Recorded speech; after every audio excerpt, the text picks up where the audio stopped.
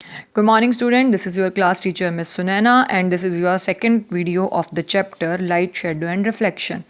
In the last video, we'll discuss about the transparent, translucent, and opaque objects, and we discussed about the shadow. This is the example of the shadow, right? And I told you that we have doing the activity 11.3 in our next video. So now this is what we are doing, activity 11.3. आपको क्या करना है, आपको अलग अलग pictures के तरीके से ये शेडो बनानी है. आपके लिए ये होमवर्क है इस वीडियो का कि सब बच्चे मुझे ये वीडियो बना के देंगे. कैसे करना है, आपको अपने साथ में किसी भाई बहन की या मम्मी पापा की हेल्प लेनी पड़ेगी. करना क्या है, आपको रात को अंधेरा कीजिए और अंधेरे में बिल्कुल अपने कमरे की लाइट वगैरह ऑफ रख लीजिए. आप इनको पहले प्रैक्टिस कीजिए कि इन्होंने कैसे बनाया है. ठीक है, आप इस तरीके से देखिए. अगर मैं आप पहली इसकी बात करूँ, पहला वीडियो, तो मेरे हाथ को नोटिस कीजिए. 3 फिंगर्स को इस तरीके से किया जाएगा. जो आपका है, एक्चुअली दूसरा हाथ लेना पड़ेगा मुझे, नहीं तो आपको दिखने में प्रॉब्लम होगी. इन्होंने क्या किया, इन फिंगर्स को ऐसे बेंड किया है, एक फिंगर को, ठीक है, इधर से इसको थोड़ा ऊपर किया है और ये आपके क्या बन गए, उसके हिरन के सींग बन जाएंगे.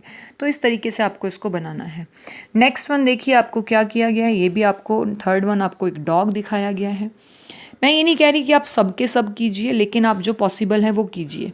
करना कैसे है मैं आपको बताती हूँ. आप अपने हैंड से इनको बनाने की कोशिश करेंगे, जैसे ये हैंड्स इस पिक्चर में दिख रहे हैं आपको, और अपनी मम्मी या पापा या अपने बड़े भाई बहन से, छोटे भाई बहन को बोलेंगे कि वो बंद कमरे में, जब आपके कमरे में बिल्कुल भी लाइट नहीं होगी, आप दीवार के पास खड़े होके ये बनाएंगे, बिल्कुल दीवार के पास खड़े होके.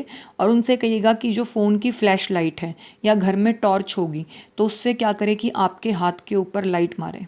आपके हाथ के ऊपर लाइट का फोकस होना चाहिए. अगर जैसे ही अंधेरे कमरे में बच्चे आपकी हैंड के ऊपर लाइट गिरेगी, तो इस तरीके की शेडोज़ क्या होंगी, दीवार पर बनेंगी. ये आपको एक वीडियो बनानी है और ये सबके लिए होमवर्क है बच्चे. कोई भी बच्चा ये नहीं होगा कि मैम मुझसे नहीं हो पाया, बिल्कुल होगा. अगर आप नहीं कर पा रहे हैं तो आप यूट्यूब पे भी इन चीज़ों को सर्च कर सकते हैं कि कैसे आप शेडोज़ बना सकते हैं. ठीक है, मैंने आपको समझा दिया कैसे करना है. आपको दीवार के पास खड़े होकर अपने हाथ को थोड़ा दूर रखना. वीडियो में आप क्या है, थोड़ा साइड में रहना, हैंड को बिल्कुल बीच में रखना. ऐसे आप कम दिखने चाहिए वीडियो में, और आप बोलना कि मेरे हैंड के ऊपर ही लाइट आनी चाहिए, तो शेडो बनेगी बहुत अच्छी. बच्चे एटलीस्ट हर बच्चे को इसमें से 4 शेडोज़ बनानी है. कितनी शेडोज़, 4 शेडोज़ हर बच्चे को बनानी है. चलिए बच्चे, अभी हम इसके बारे में बात कर चुके हैं. अब हम अपना जो नेक्स्ट है वो क्लियर करेंगे कि भाई हमारा नेक्स्ट क्या चीज़ है. तो देखिए, हमने आपको ट्रांसपेरेंट, ट्रांसल्यूसेंट और ओपेक के बारे में चीज़ें बता दी थी. तो हमने अब शेडो के बारे में भी पढ़ लिया है. तो क्या किया गया है भाई, आपकी सॉफ्ट ड्रिंक की बॉटल्स वगैरह की हम क्या करेंगे, अब बात करेंगे इसके अंदर. आपका नेक्स्ट क्या आता है बच्चे, हाउ डज़ लाइट ट्रेवल. कि लाइट, आपने बोल तो दिया कि लाइट जो है भाई उसकी शेडो गिरती है, वो काम करती है, वो ऐसे होगी, वो वैसे होगी. द क्वेश्चन इज़ कि वो कैसे ट्रेवल करती है, मतलब वो ट्रेवल कैसे करेगी. आपका क्वेश्चन अब ये बनता है. What we have seen the shadow is form directly behind an object. हमें पता है कि शेडो हमेशा ऑब्जेक्ट के पीछे की तरफ बनती है. कभी ऐसा हुआ है कि आप पीछे खड़े हो, शेडो पहले आ जाए? नहीं होता. हमेशा क्या होता है, बैक साइड में होती है. This is only possible if light travels in a straight line. ये कब पॉसिबल होगा, जब लाइट किस में ट्रेवल करेगी, स्ट्रेट लाइन में ट्रेवल करेगी. In the same way the image is formed in a pin hole camera. एक पिन होल कैमरा जो होता है बच्चे, ये मैं आपको बताऊंगी अभी, पर पहले आप यही इसी पे फोकस करेंगे. पिन होल कैमरा जो होता है बच्चे, उसमें भी इमेज क्या बनती है, इसी प्रकार से बनती है. This is only possible if light travels in a straight line. ये तभी पॉसिबल हो पाएगा जब लाइट क्या करेगी, स्ट्रेट लाइन के अंदर ट्रेवल करती है. In fact, lies is made up of different type of rays that travel on a straight path. आप बोल सकते हो कि जो रेज होंगी लाइट की, वो किस में होती हैं, स्ट्रेट लाइन में ही ट्रेवल करती हैं. दिस प्रॉपर्टी की वजह से ही जो है इंटरेस्टिंग चीज़ बन जाती है, जिसे हम क्या पढ़ेंगे, अपनी हायर क्लासेस में स्टडी करेंगे. देखिए अब इस चीज़ को ध्यान से, आपको एक बहुत इंटरेस्टिंग सा डायग्राम मिलेगा. ये वाला क्या बोला गया है कि भाई लाइट क्या होती है, बहुत पतली सी होती है, स्ट्रेट लाइन में ट्रेवल करती है. ये दिखाई गई है आपको एक बीम ऑफ लाइट. ये दिखाई गई है आपके जो लाइट हाउस होते हैं ना बच्चे, आपने मूवीज़ में देखे भी होंगे लाइट हाउस. ये उसकी लाइट दिखाई जा रही है कि वो भी कैसी होती है, स्ट्रेट लाइन में ट्रेवल करती है. फिर आप कह सकते हो मैम हमें रोशनी तो हर जगह दिखती है, क्योंकि वो स्ट्रेट लाइन में ट्रेवल कर रही है. एक ही रे थोड़ी है, बहुत सारी रे आती हैं, इसीलिए वो क्या होती हैं, एयर पार्टिकल्स की वजह से स्प्रेड कर जाती हैं। ठीक है, इसीलिए हमें सब कुछ वाइट दिखता है, क्योंकि बहुत सारी रेज होती हैं, एक दो रेज थोड़ी होती हैं बच्चे, बहुत सारी होती हैं। A light ray is a very narrow path of light, बहुत ही पतला सा रास्ता होता है। It is represented by a arrow with the head showing the direction of the light. Arrow बना देंगे इस तरीके से कि भाई ये एरो है, ये आपकी लाइट है। Many rays together make a beam of light. देखो बीम ऑफ लाइट क्या होता है, जब बहुत सारी रेज इकट्ठी मिल जाती हैं, जब बहुत सारी रेज इकट्ठी मिल जाती हैं तो आप उसे क्या बोलते हो, बीम ऑफ लाइट बोलते हो। A laser torch produces a beam of light. A laser torch क्या करती है, एक ही लाइट प्रोड्यूस करती है। Light beam travel very fast, बहुत तेज़ी से चलती है, कितना, 3 लाख किलोमीटर पर सेकेंड। अब आपको ये लर्न करना है और नोटबुक में नोट डाउन भी करना है। जैसे मैं क्वेश्चन पूछूंगी what is the speed of light, आप बोलेंगे मैम 3 लाख किलोमीटर पर सेकेंड। 3 लाख किलोमीटर पर second is the speed of light. पूरी दुनिया में लाइट से तेज़ कोई भी चीज़ नहीं होती है। आप बोलो कि मैम क्या लाइट से तेज़ कोई भाग सकता है, लाइट से तेज़ पूरी दुनिया में बच्चे कोई नहीं भाग सकता। अब देखिए ये एक्सपेरिमेंट क्या करके बता रहा है ये बच्चा आपको।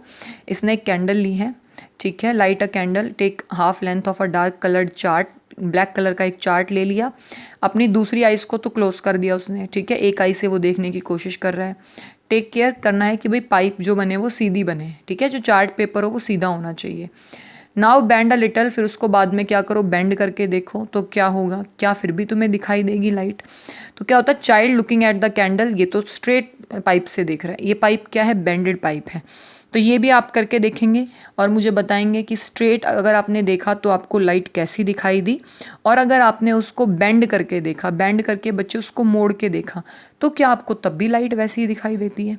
ठीक है, ये आपको मुझे बताना है। और दिस इज़ द आपका क्या है, ये एक एग्जाम्पल कि आपकी लाइट जो है वो गिर रही है, गिरने के बाद टकराती है और हमारी आँखों तक पहुँचती। देखिए लाइट आई किससे, सन से आ रही है, मान लो ये लाइट इधर से सन से आ रही है, ये कहाँ जाएगी, हमारी आइज़ के ऊपर जाएगी, इसीलिए हमें क्या होता है, चीज़ें दिखाई देती है। ऑन अ स्मूथ सरफेस, बिल्कुल प्लेन सरफेस है बच्चे, ध्यान से देखो। ऑन अ रफ सरफेस, देखो आपने नोटिस किया होगा जब किसी का नया घर बनता है, जब तक उसमें पेंट नहीं होता, अगर आप उसमें लाइट लगाओगे तो आपको बहुत कम रोशनी मिलती है। क्यों, क्योंकि वहाँ पे कैसा सरफेस होता है, रफ सरफेस होता है। लेकिन जैसे ही आप पेंट कर देते हो घर में तो कैसा सरफेस हो जाता है बच्चे, स्मूथ सरफेस हो जाता है। अब जैसे ही ये सरफेस स्मूथ हो गया, बिल्कुल प्लेन हो गया, तब क्या होगा, आपको लाइट क्या है, ज़्यादा दिखाई देती है रूम में।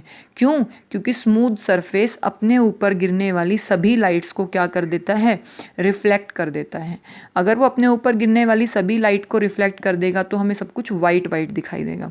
लेकिन रफ सरफेस अपने ऊपर गिरने वाली लाइट्स को टेढ़ा मेढ़ा गिरा देता है। टेढ़ा मेढ़ा होने की वजह से हमें क्या होता है, ऐसा लगता है कि अरे हमने तो इतना अच्छा बल्ब लगाया था लेकिन फिर भी हमें कमरे में लाइट कम लग रही है। क्यों, क्योंकि वहाँ पे रफ सरफेस है। तो नेक्स्ट टाइम से अगर कुछ ऐसी बात हो तो आप बोलेंगे अरे ये तो साइंस का लॉजिक होता है, अगर आपका रफ सरफेस है, रफ सरफेस पे लाइट अच्छे से रिफ्लेक्ट नहीं कर पाती है तो इसलिए हमें क्या लगता है, अंधेरा लगता है।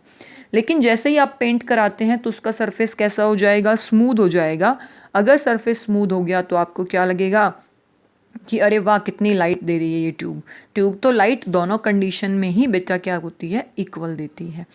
How does light bounce, light bounce कैसे करती है। तो this is the definition of reflection of light. आपको ये नोट डाउन करनी है, यहाँ तक कहाँ से लेकर मैं बताती हूँ। We have seen that things are visible because light hits them and bounce back. क्या बोलेंगे आप इसमें, थिंग्स आर, यहाँ से नोट डाउन करेंगे, थिंग्स आर विजिबल, हमें चीज़ें इसलिए दिखाई देती हैं बिकॉज लाइट उनके ऊपर गिरती है और क्या करती है, बाउंस बैक करती है, और इसी प्रोसेस को हम क्या बोलते हैं, रिफ्लेक्शन ऑफ लाइट बोलते हैं। In fact, whenever light falls on any surface, a part of it is always reflected. जब क्या करेंगे भाई, उसके ऊपर कोई भी लाइट गिरती है तो हमेशा ही रिफ्लेक्ट करती है। जो स्मूथ सरफेस होगा वो क्या करता है, लार्जली रिफ्लेक्ट, लार्जली मतलब ज़्यादा लाइट को रिफ्लेक्ट करता है, इसीलिए हमें क्या लगता है, ज़्यादा लाइट फील होती है। Light beams falling on them get reflected in a regular pattern.